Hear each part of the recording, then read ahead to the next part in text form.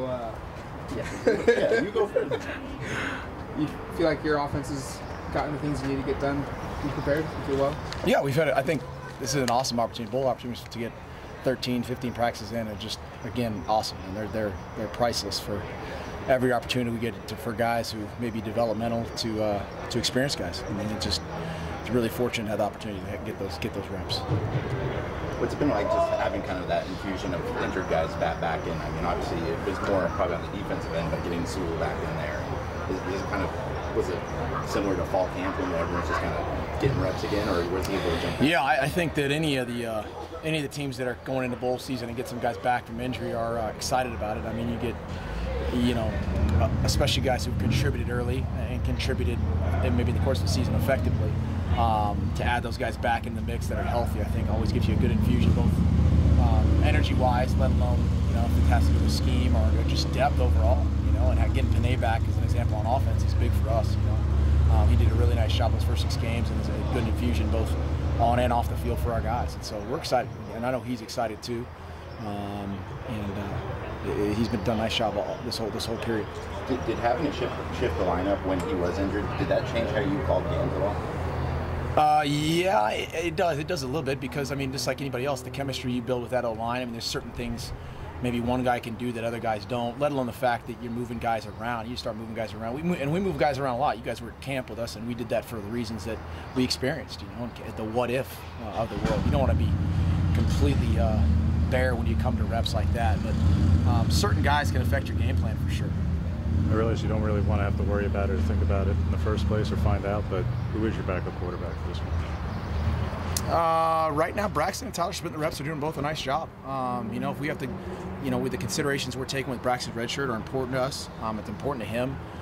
We don't take them lightly. Same with, Brian Addison and guys who are on that cusp. But I think Coach has got a good plan with that, and we'll kind of move forward. I don't know if he knows exactly what he wants to do yet, but both those guys will be prepared to play.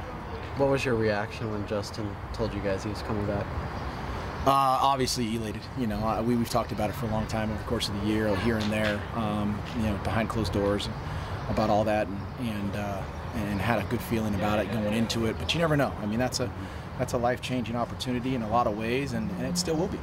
And unless you've been in it and truly into it, and I mean, all the way from into the draft and doing the combine and all that stuff, let alone the guys that we've reached out to who are in the NFL and that stuff, and getting those tidbits behind closed doors, you really don't know, what kind of measures you need to take. He's done an awesome job making his decision. We're excited as heck to have him back, obviously, and his development will only be, continue to grow. It's really exciting time. For a guy like that who's regarded as a top 5, top 10 pick already, what does he need to improve upon between now and next year? What are the things that you're looking at? At that position, you can never stop. I mean, you really can't. I mean, look at the guys who were first rounds in the last, I don't know if you want to do last year or you want to do the last 5 years. I mean, if you go ask all those guys independently, or you ask the quarterback coach in the NFL, or you ask the guys who are doing the draft, hey, could a guy, regardless of year, say he was a senior and he got a 6th-year senior back, could he progress getting another 12 games? Absolutely. Protections, footwork, all the things that really elevate the guys at that level. I think reps are just timeless. Maturity at that level, dealing with a team, dealing with pros, dealing with all the things you can develop both on and off the field at that position are priceless. And I think that he knows that. And I think that anybody who's been within it, who's in it, will tell you that money is one thing, but sustainability in that thing is if you're interested in it, it's something we're thinking about for all the right reasons. And so I know he's excited about that. CJ's already put himself in a pretty elite class as far as the balance of rushing and receiving. There's only 3 players that have 900 rushing, 300 receiving this year. It was about 7 last year, among them Saquon Barkley. Mm-hmm. When did you realize he could be that versatile for you guys? That he could, not just versatile and capable of doing it, but reaching that level of production with it? I mean, you just hope for it, but last year on scout team, I could tell he had some special stuff about him.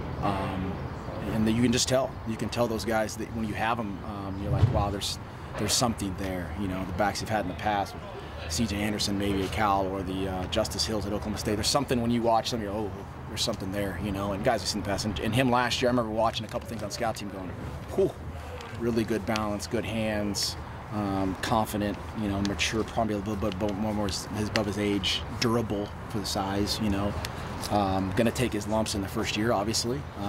It wasn't too long ago. He was, it was a short ride from the penthouse to the outhouse for him, right?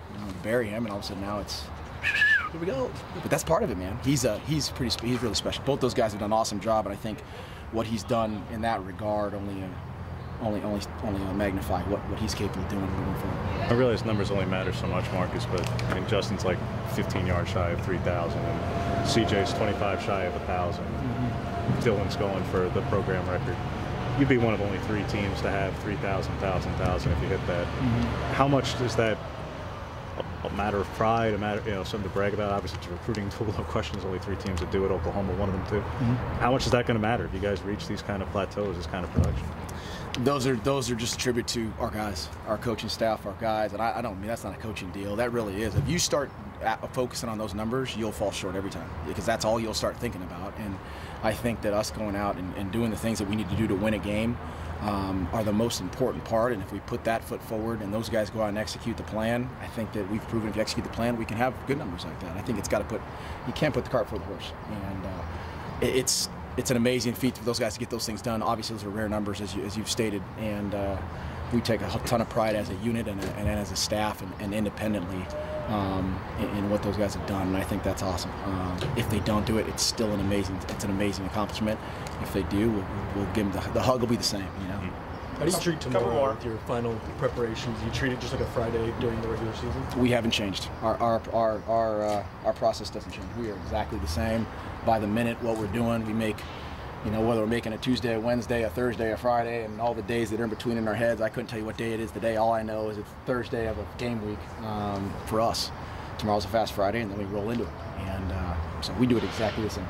Speaking of CJ, what's the challenge to get the run game going against good rush defense, the best rush defense? The challenge is the best rush defense in the country, and they've got 3 or 4 all Big Ten first team or second team, 13 guys, and they do a tremendous job, coached well. We've got to play with great fundamentals and execute, and I think that our guys are up for the task. How has Dylan looked during these practices, Marcus? Because I was going back to the Civil War, I don't want too much of it, but not just the suspension, but he looked pretty disengaged. And if that game was different, we'd be talking about it all month long. So just how has he looked for the last month, and especially in these practices? He's been great. Dylan's done a nice job getting through this last month and going and working hard. He's been great this week, and I'm excited to see him go out and compete.